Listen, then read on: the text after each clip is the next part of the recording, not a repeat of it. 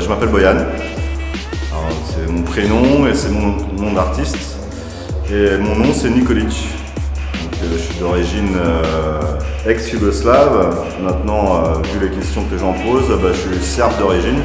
Je suis artiste depuis que j'ai peut-être...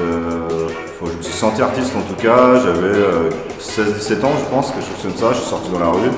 Dans les années 90, c'était Radio Nova, c'était le rap français, le départ du rap français, donc voilà, tout ça c'est cette influence-là.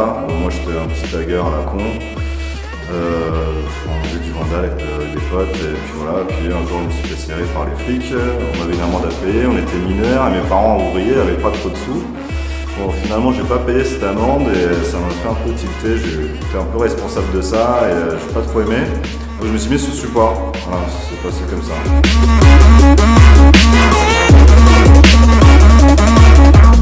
Alors évidemment, je faisais encore un peu dans la rue, mais pas autant qu'avant. Puis je me suis mis sur support. Puis à partir de là, j'ai commencé vraiment à peindre, à être artiste peintre, d'ailleurs plasticien, puisque aussi je fais de la photo et de la vidéo. Voilà. J'ai des installations, en fait, les dernières choses que j'ai faites, c'était des installations. Et je suis revenu il y a 5-6 ans sur la peinture pure, vraiment. Voilà. Après les influences, moi, j'ai pas fait d'école, je suis autodidacte et les choses qui sont passées, c'est que à force de peindre, je me suis un peu renseigné sur l'histoire de l'art. Donc j'ai lu, j'étais dans les bibliothèques, à la FNAC aussi pas mal, où j'avais pas les sous pour acheter les bouquins, mais je lisais quand même par terre, enfin, un peu comme tous les gosses qui font ça. Et j'étais le crevard du fond là, qui lisait sans payer. C'était un peu ça l'idée. Et à partir de là, j'ai commencé à me renseigner un peu, à comprendre pourquoi je dessine, qu'est-ce qui se passe, quelle est l'influence. Je savais pas trop tout ça. Puis un jour, je suis tombé sur un artiste, vraiment où ça m'a fait un déclencheur, c'était Rothko. Donc je suis à Londres, j'habite là-bas je suis resté 1 an et je vais à Tate Gallery et je rentre dans une salle énorme et quand je rentre dans cette salle, en fait, je me prends vraiment une grosse gifle. Une grosse émotion et là je me dis dans ma tête, c'était vraiment comme un flash, je me dis si ce gars-là me ramène une émotion comme ça, je veux être peintre, enfin je veux être artiste en tout cas, parce que si je peux changer une seule personne dans ma vie, comme là il est en train de me changer, je veux faire ce métier-là, enfin ce métier, en tout cas je veux faire ça. Je suis sorti de la salle et là j'ai regardé le cartel et j'ai vu que c'était Rothko, donc à partir de là j'ai commencé à plus lire Rothko, machin et tout, donc j'étais plus dans l'art, plutôt contemporain, c'est-à-dire actuel dans l'idée. Donc là, je me suis un peu plus penché sur les artistes contemporains en fait. Et un peu moins, tout de suite parce qu'après j'étais à Barcelone directement derrière et là je suis tombé sur la fondation Miro. Là aussi j'ai beaucoup aimé, mais Miro je connaissais déjà, j'avais déjà lu des trucs sur lui. Alors que Rothko je connaissais pas du tout. Et après c'est Basquiat en fait.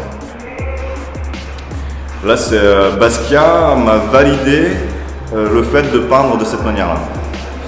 C'est-à-dire, c'est-à-dire que moi je fais pas des choses.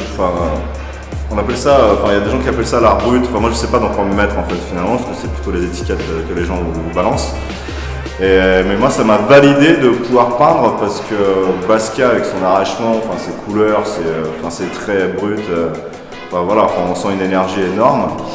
Et donc à partir de là, je me suis dit oui, continue à peindre. En fait, t'es pas si nul que ça. Parce que moi, je sais pas dessiner un portrait, je sais pas dessiner une vache. Après, de ma manière, oui, mais pas du tout en mode académique en tout cas.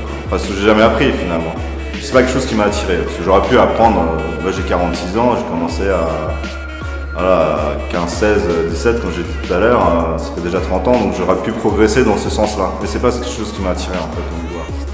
Je suis revenu à la rue depuis il y a 3-4 ans peut-être.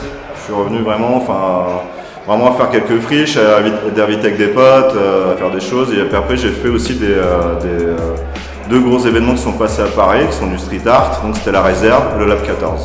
Voilà. Et il y a un super projet qui arrive, là ça s'appelle l'Escargot. Donc c'est avec Adrien et Marie. C'est ceux qui créent l'Escargot, qui créent l'événement. Adrien c'est celui qui avait créé la Réserve en fait, d'où je parlais tout à l'heure de l'événement important à Paris il y a 3 ans, je crois que c'était en 2016 je crois, quelque chose comme ça. Donc ça fait 3 ans, voilà. Et eux, ils créent l'escargot. On va être 18 artistes où ça va être un dôme géodésique fait en escargot. Ça sera la coquille. Et nous, à l'intérieur, on va faire des installations. Donc on va être 18 à l'intérieur. Et ce qui est pas mal, on va commencer à Stalingrad en fait, à Paris au mois de juillet. Ça va rester 2 mois et demi, 3 mois je crois. Et après ce qui est pas mal, ça va être une espèce de mini musée ambulant, puisque en fait ça peut être démontable, mis dans les camions et on partira dans d'autres villes. La ville d'après sera Marseille, ils sont en train de voir pour Nantes. Voilà. Et on reviendra, l'idée c'est de revenir à Malakoff, là où on construit l'escargot.